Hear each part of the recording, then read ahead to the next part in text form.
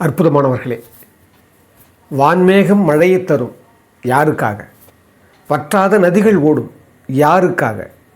தேன் அமுத கனி மரங்கள் யாருக்காக? தேவன் படைத்த இயற்கையெல்லாம் யாருக்காக?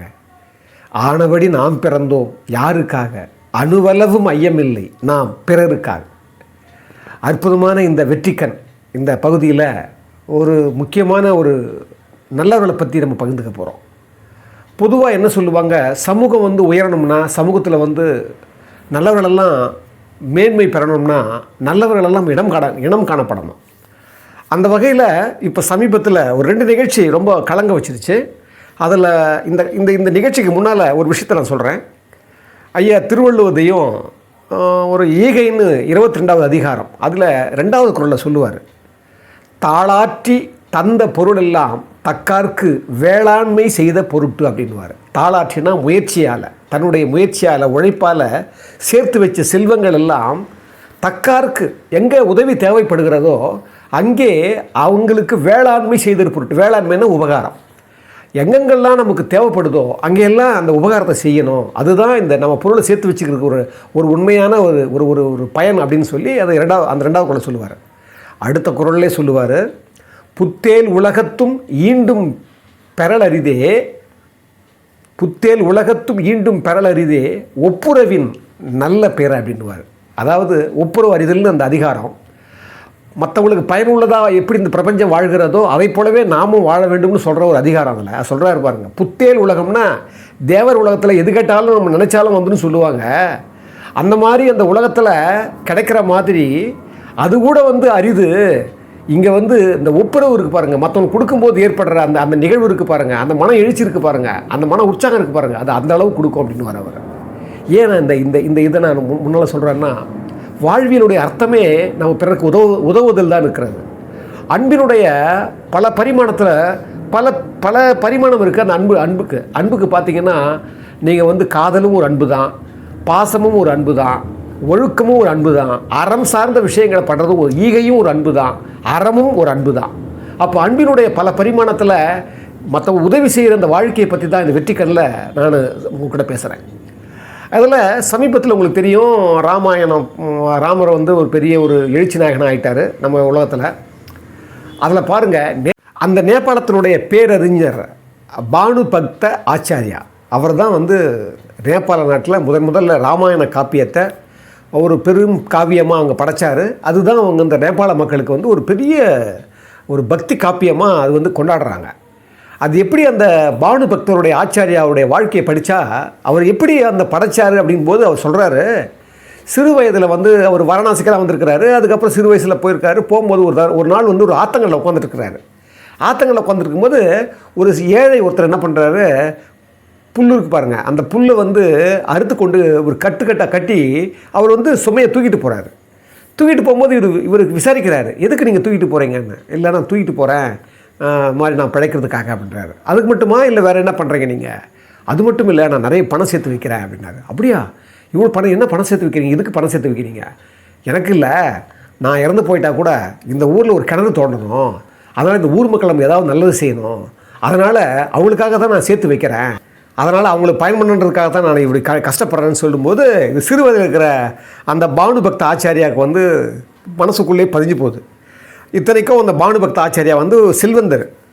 அவர் அப்போ நினைக்கிறாரு, அதாவது நான் செல்வந்தராக இருக்கிறேன், என்னுடைய பணமெல்லாம் செல்வமெல்லாம் இங்கே கிடக்குது, இது என்ன பயன்பட போகுது, இந்த ஊருக்கு நம்மளும் ஏதாவது செய்யணும், நம்ம ஏதாவது ஒரு சத்திரம் கட்டிருக்கிறோமா, இல்லை அவரை மாதிரி நம்ம ஏதாவது கிணறு தோன்ற ஆசை வச்சுருக்கோமா, இல்லை நம்ம ஏதாவது பெருசாக செய்யணும்னு அந்த எண்ணம் தூண்டி இறுதியில் அவர் தான் ராமாயணத்தினுடைய காப்பியத்தை மிகச்சிறந்த வடிவமாக பானு பக்த ஆச்சாரியாவுடைய அந்த அறிஞருடைய பானு பக்த ஆச்சாரியா ராமாயணம்னே பேரானுக்கு. அது அந்த ஒரு சாதாரண ஊருக்கு உழைக்கிறவங்களையும் ஊருக்கு கொடுக்குறவங்களையும் பார்த்து தான் அது அந்த எண்ணம் வந்ததாக ஒரு சரித்திரத்தில் இப்போ சமீபத்தில் படித்தேன். இதை ஏங்க நான் சொல்கிறேன்னா, இப்போ சமீபத்தில் ஒரு 2 நிகழ்ச்சிகள் என்னை ரொம்ப நெக்குறுக வச்சிருச்சு. ஒரு முதல் நிகழ்ச்சி மதுரையில் கைலாசபுரம்னு ஒரு ஊர். அந்த ஊரில் ஏற்கனவே ராஜேந்திரன் 80 வயசு. அவர் இந்த வடகம், அப்பளம், வற்றலெல்லாம் அவர் வியாபாரம் பண்ணுறவர். அவர் பாருங்கள், சென்ற வருடம் அங்கே அந்த ஊரில் கைலாசபுரத்தில் ஒரு நடுநிலை பள்ளி வந்து அறைகளெல்லாம் இல்லை, அவங்களுக்கெல்லாம் அந்த கழிவறை இல்லைன்னு சொல்லி என்ன பண்ணியிருக்காரு, அந்த பள்ளிக்கூடத்துக்கு 72 லட்சம் ரூபா அவர் வந்து அவருடைய பணத்தை கொடுத்து அங்கே எல்லாத்தையும் அந்த வகுப்பறையெல்லாம் கட்டி அது வந்து அந்த பள்ளிக்கூடத்துக்கு நிதியை கொடுத்து செய்கிறாரு. இதை அறிந்த திரு சாலமன் பாப்பையா அவர்கள் என்ன பண்ணுறாரு, என்னடா இப்படி செஞ்சுருக்காருன்னு சொல்லிட்டு அவர் கூட வந்து ஒரு 25 லட்ச ரூபாயை அவர் போய் சந்தித்து அவர் போய் பார்த்து இவர் ஒரு 20 லட்ச ரூபாய் அந்த பள்ளிக்கூடத்துக்கு கொடுத்து பார்த்திங்கன்னா அது வந்து வேறு ஒரு எழுச்சியை உருவாக்கிடுச்சு. இது சென்ற ஆண்டு நடந்தது. அப்போ தான் இந்த ராஜேந்திர ஐயாவை பற்றி நமக்கு வருது, 80 வயசு சொன்னோமே அவரை பற்றி வருது. அவர் இப்போ மட்டும் இல்லை, சில ஆண்டுகளுக்கு முன்னால் 1 கோடி ரூபாய் வேறு ஒரு பள்ளிக்கூடத்துக்கு 10 வகுப்பறையில் கட்டுறதுக்கு கொடுத்துருக்குறாரு. அதாவது இந்த வகுப்பறை கட்டுறதுக்கு இது எல்லாமே அரசு பள்ளி தான், மாநகராட்சியுடைய அரசு பள்ளி தான். அப்போ பாருங்கள், நாம் செல்வம் பயன்படுறதே எங்கே பயன்படுதுன்னா நாம் சம்பாதிக்கிறது மட்டும் இல்லை, மகாகவி சொன்ன மாதிரி அன்ன சத்திரம் 1000 வைத்தல், ஆலயம் 10,000 நாட்டல், அன்னையாவினும் புண்ணியம் கோடி ஆங்கோர் ஏழைக்கு எழுத்தறிவித்தல் அப்படின்னாரு. இங்கே பாருங்கள், ஒரு பள்ளிக்கூடத்தை நிர்மாணிக்கிறதுக்கு இது மாதிரி எல்லாம் சிறந்த செல்வந்தர்கள் எல்லாம் இது மாதிரி பண்ணாங்கன்னா இது நம்மளோட இயற்கை பேரண்டம் வந்து நம்ம என்றைக்குமே நம்ம ஏமாத்தாது. இது ஒரு இடம். இப்போ சமீபத்தில் இப்போ ஆயி பூர்ணம்மான்னு கேள்விப்பட்டிருப்பீங்க, மதுரையில் கொடிக்குளம்னு ஒரு ஊரில் மேலூர் பக்கத்தில். அந்த அம்மாவை பற்றி நீங்கள் படிச்சிருப்பீங்க. சமீபத்தில் கூட குடியரசு தினத்தில் வந்து நம்மளுடைய தமிழ்நாடு முதல்வருடைய கையால் அவங்க சிறப்பு பரிசு வாங்கினாங்க. அவங்க பாருங்கள், அவங்க 52 வயது அவங்களுக்கு. ஜனனின்னு ஒரு பெண் இருந்தாங்க. அவங்களுடைய ஹஸ்பண்ட் வந்து அவருடைய கணவன் வந்து ஒரு வங்கியில் கனரா பேங்க்னு நினைக்கிறேன், அந்த வங்கியில் பணிபுரிஞ்சிருந்தாங்க. பண்ணும்போது இந்த குழந்தை சிறு வயதில் இருக்கும்போதே, ஜனனி சின்ன வயசில் இருக்கும்போதே கணவன் இறந்துடுறாரு. இறந்த பிறகு ரொம்ப கடுமையாக போராடி அந்த அம்மா, இந்த அம்மா 5ஆம் கிளாஸ் தான் படிச்சிருக்காங்க. நான் ஏற்கனவே சொன்ன மாதிரி ராஜேந்திர சார் அவர் கூட ஒரு 5வது தான் படிச்சிருக்காரு, அந்த ஐயா கூட 5 தான் படிச்சிருக்கிறாரு. இந்த அம்மாவும் 5 தான் படிச்சிருக்கிறாங்க. கணவன் இறந்த உடனே என்ன பண்ணியிருக்காங்க, ஒரு கருணையின் அடிப்படையில் அதே பேங்க்கில் எழுத்துராயவர்களுக்கு வேலை கொடுத்துருக்காங்க. இவங்க வேலை கொடுத்த பிறகு ஜனனி வந்து அப்படியே வளர்க்குறாங்க, கஷ்டப்பட்டு போராடி வளர்க்குறாங்க. வளர்த்து அந்த குழந்தை ஜனனி வளரும்போதே, நம்மெல்லாம் வந்து ஏழைகளுக்கு உதவணுமா, எங்கெல்லாம் இல்லையோ அவங்களுக்கெல்லாம் கொடுக்கணுமா, நம்ம வந்து வலது கை செய்கிறத இடது கை தெரியக்கூடாதுமா, இது மாதிரிலாம் நல்ல விஷயங்களே பேசிகிட்டு இருக்குமா அந்த ஜனனி. பாருங்கள், பெரிய துரதிர்ஷ்டம். சமீபத்தில் அந்த அம்மா, அந்த குழந்தை ஒரு வருஷத்துக்கு முன்னால் நினைக்கிறேன், ஜனனி வந்து 32 வயசு இறந்து போச்சு. இந்த அம்மாவுக்கு ஒரு பேர் இழப்பு. ஏன்னா கணவன் சிறுவயதில் இறந்துட்டான், ஜனனி தன்னுடைய குழந்தை இறந்து போச்சு. அதனால் இந்த அம்மா வந்து ரொம்ப தன்னுடைய உள்முகமாக வந்து அவங்க பயங்கர துக்க வழியில் இருந்துக்கிட்டு ரொம்ப கடினமாக போராடிட்டு இருக்கும்போது திடீர்னு அந்த குழந்தை சொன்னதை, தன்னுடைய மகள் சொன்னது ஞாபகம் வந்தது. அதாவது நம்ம கொடுக்கணுமான்னு சொன்னதால் அதையே எண்ணிக்கிட்டு அவங்க என்ன பண்ணியிருக்காங்க, இந்த கொடிக்குளத்தில் ஒரு ஆரம்ப பள்ளி, அது நடுநிலை பள்ளியாக மாற முடியலை, ஏன்னா அதுக்கு இடம் இல்லை, இடம் வாங்கிறதுக்கு ஃபண்டு இல்லைன்னு சொல்லி என்ன பண்ணிட்டாங்க, அப்படியே நிறுத்தி வச்சுருக்கிறாங்க.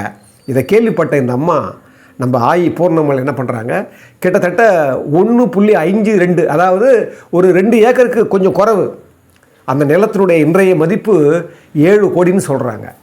அந்த அம்மா கொஞ்சம் கூட யோசிக்காமல் அங்கே இருக்கிற மாவட்ட முதன்மை கல்வி அலுவலர்கிட்ட போய் தன்னுடைய சொத்தை தன் மகள் பேரால் அங்கே பத்திரப்பதிவு பண்ணி ஒரு தானமாக கொடுக்குறாங்க.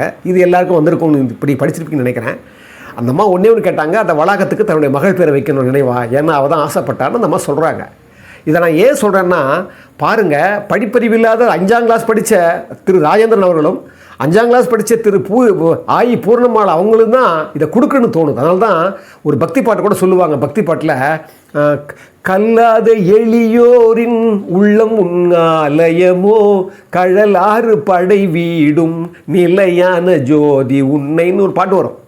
கல்லாத எளியோரின் உள்ளம் உன் ஆலயமோன்னு வாலிசர் எழுதியிருப்பார் ஒரு பக்தி பாட்டில். எனக்கு அதுதான் எனக்கு ஞாபகம் வந்தது. பாருங்கள், பிறர்க்கென வாழ்கிற, பிறர்க்கே கொடுக்குற, பிறருக்கு அந்த சமூகம் நல்ல மேன்மை பெறணும்னு கொடுக்குறாங்க பாருங்கள். அந்த தெய்வங்களை, அந்த உண்மையான தெய்வங்களை நாம் என்றைக்குமே போற்றி நமக்கும் அந்த மாதிரி ஒரு வாய்ப்பு வரணும், நாமளும் பிறர்க்காகவே கொடுக்கணும், சமூகத்துக்காகவே வாழணும்னு சொல்லி இந்த அற்புதமான வெற்றி கண்ணில் அடுத்தவங்களுக்கு உதவுறதான் வெற்றின்னு சொல்லி, ஈதல் இசைப்பட வாழ்தல் அது வல்லது ஊதியம் இல்லை உயிர்க்கு, இதுதான் வந்து புகழில் ஒரு முதல் கொள்ளா சொல்லுவார் ஐயா. மற்றவங்களுக்கு கொடுக்குறதும் அதனால் வர்ற அந்த புகழால், அந்த புகழை வச்சுக்கிட்டு தான் நம்ம அந்த உயிர் வாழறதும், இதுதான் இந்த ஊதியம் அந்த உயிர்களுக்கு அப்படின்னு ஒரு அற்புதமான அந்த வரியை சொல்லுவார் ஐயா. அதன்படியே இந்த உலகத்தில் நாமும் வாழ்வோம்னு சொல்லி இந்த வெற்றி கண்ணை இவ்வளோ நேரம் பொறுமையாக இருந்தவங்களை எல்லோரையும் நான் மீண்டும் ஒரு முறை வணங்குகிறேன்.